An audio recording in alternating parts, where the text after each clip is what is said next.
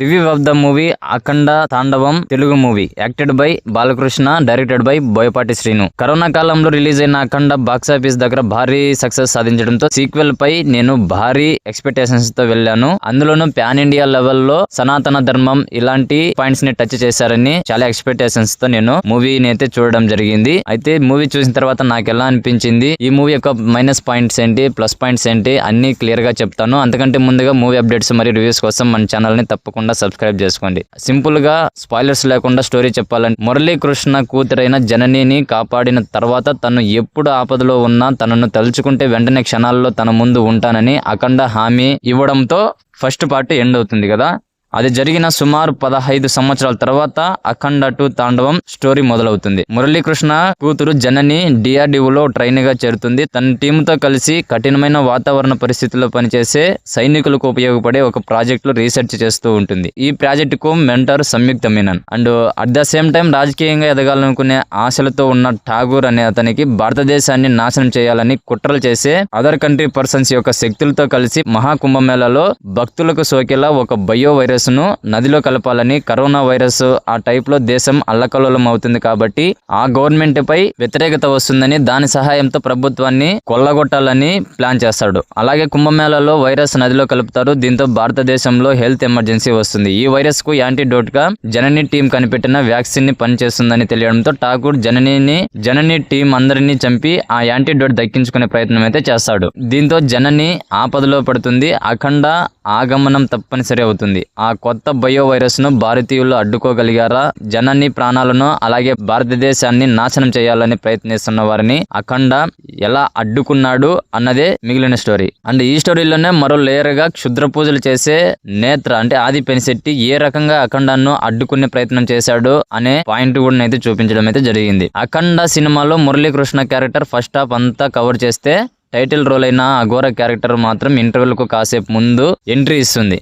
Second half అంతా audience కు ఒక హై ఇస్తుంది. ఇక్కడ సీక్వెల్ దగ్గరికి వచ్చేసరికి పాన్ ఇండియా ఫిల్మ్ గా తీసే ప్రయత్నంలో చాలా సాగదీశారు మూవీని అయితే. మురళీకృష్ణ క్యారెక్టర్ మొత్తం అంతా వీక్ అయిపోయింది. ఉన్న కాసేపు బాగానే ఉన్న తర్వాత మాత్రం ఆ క్యారెక్టర్ ను పూర్తిగా పక్కన పెట్టేశారు. ఇక బయో వైరస్ దాని చుట్టూ జరిగే ఇన్సిడెంట్స్ కూడా ఎమోషనల్ గా నాకైతే టచ్ అవ్వలేదు.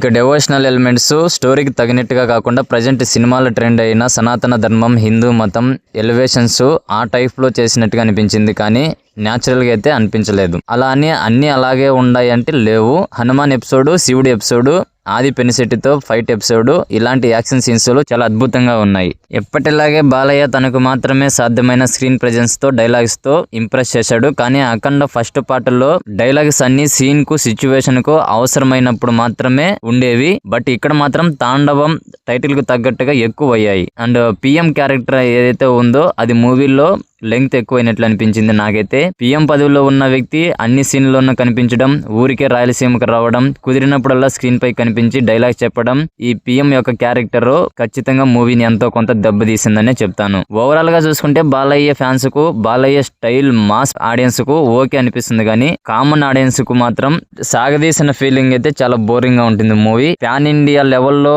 అనవసరంగా తీసినారు అనిపించింది నాకైతే మూవీ. ఈ మూవీలో బాలయ్య తర్వాత హైలైట్ ఏంటి అని అడిగితే తమన్ పేరే చెప్తాను. కొన్ని సీన్లలో లౌడ్ గా అనిపించిన మ్యూజిక్, కానీ ఓవరాల్ గా అయితే చూసుకుంటే ఈ సినిమాకు బలంగా నిలిచిన పాయింట్ ఏదైనా ఉందంటే అది తమన్ మ్యూజిక్ మాత్రమే.